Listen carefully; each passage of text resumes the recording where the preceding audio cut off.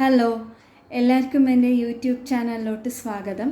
ഇന്നത്തെ ഒരു വീഡിയോ എന്ന് പറയുന്നത് ഹെയർ കെയർ ചാലഞ്ച് ഡേ 50 ആണ്. ഓക്കെ, ഇന്നത്തെ ഒരു ഹെയർ കെയർ റെമഡി എന്ന് പറയുന്നത് ഇത് ആലോവേറ ജെല്ലും പിന്നെ കോക്കനട്ട് ഓയിൽ ഇല്ലെങ്കിൽ കാസ്റ്റർ ഓയിൽ എടുക്കുക. കോക്കനട്ട് ഓയിൽ ചേരാത്തവർ കാസ്റ്റർ ഓയിൽ എടുക്കുക, ഇല്ലെങ്കിൽ നല്ലെണ്ണ എടുക്കുക. Okay, gingelly oil. ഓക്കെ, ഇതെടുത്തിട്ട് എന്ത് ചെയ്യണമെന്ന് വെച്ചാൽ ഇതിൻ്റെ കൂടെ ഓണിയൻ ജ്യൂസ്, അതായത് ചെറിയ ഉള്ളിയുടെ ജ്യൂസും എടുക്കാം, ഇല്ലെങ്കിൽ ഒരു മീഡിയം സൈസിൻ്റെ ഒരു ഉള്ളിയുടെ ഇത് പകുതി, ഇല്ലെങ്കിൽ നിങ്ങളുടെ ഹെയർ ലെങ്ത്തിൻ്റെ പ്രകാരമാണ് എടുക്കേണ്ടത്. അതിൻ്റെ ജ്യൂസ് നന്നായിട്ട് എടുത്തിട്ട് എല്ലാം നന്നായി മിക്സ് ചെയ്യുക. നിങ്ങൾക്ക് ഓപ്ഷണൽ വേണമെങ്കിൽ നിങ്ങൾക്ക് കാച്ചി എണ്ണ വേണമെങ്കിൽ ചേർക്കാവുന്നതാണ് ഇതിന് എക്സ്ട്രാ ഒരു കെയറിന് വേണ്ടിയിട്ട്. ഇല്ലെങ്കിൽ വിറ്റമിൻ ഇ ക്യാപ്സ്യൂൾ ഓപ്ഷണലാണ് എല്ലാമേ. ഓക്കെ, ഇതെടുത്തിട്ട് നന്നായി മിക്സ് ചെയ്യാവുന്നതാണ്. ചെയ്തിട്ട് ഒരു 20 മിനിറ്റ്സ് സ്കാൽപ്പിൽ നന്നായി മസാജ് ചെയ്ത് കൊടുക്കേണ്ടതാണ്. പിന്നെ ഒരു 20 മിനിറ്റ്സ് കഴിഞ്ഞിട്ട് വാഷ് ഔട്ട് ചെയ്യുന്നത് നല്ലതായിരിക്കും.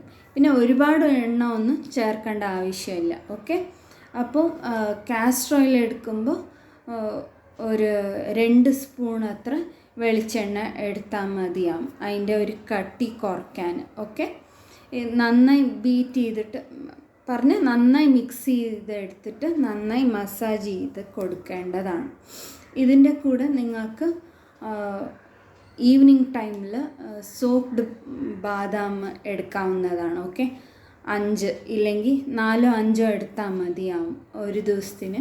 അങ്ങനെ സോക്ക്ഡ് ആൽമണ്ട്സ് കഴിക്കാവുന്നതാണ്. പിന്നെ ജ്യൂസായിട്ട് എടുക്കേണ്ടത് എന്ന് വെച്ചാൽ ടൊമാറ്റോ ജ്യൂസ് എടുക്കാം, ഇല്ലെങ്കിൽ ക്യാരറ്റ് ജ്യൂസ് എടുക്കാം. ഓക്കെ, ബീട്രൂട്ട് ജ്യൂസ് ഞാൻ റെക്കമെൻഡ് ചെയ്യാറില്ല.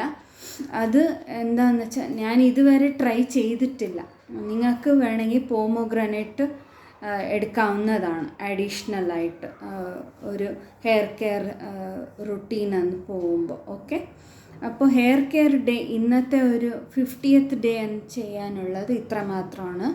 ഓക്കെ, അപ്പോൾ എല്ലാവരും ഈ ഒരു ഹെയർ കെയർ റെമഡി ട്രൈ ചെയ്യുമെന്ന് വിശ്വസിക്കുന്നു.